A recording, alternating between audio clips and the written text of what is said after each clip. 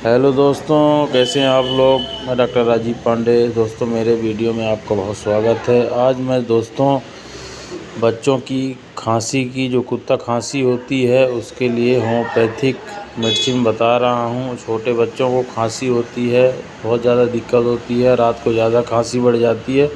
तो दोस्तों, homeopathic medicine है इपिकाक 30 और डासेरा 30। इसको जो है क्लोबिस फॉर्म में 2-2 गोली दिन में 3 बार चूसना है। और साथ में जो है कफरेस्ट सिरप, इसको जो है 1 चम्मच सुबह शाम देना है।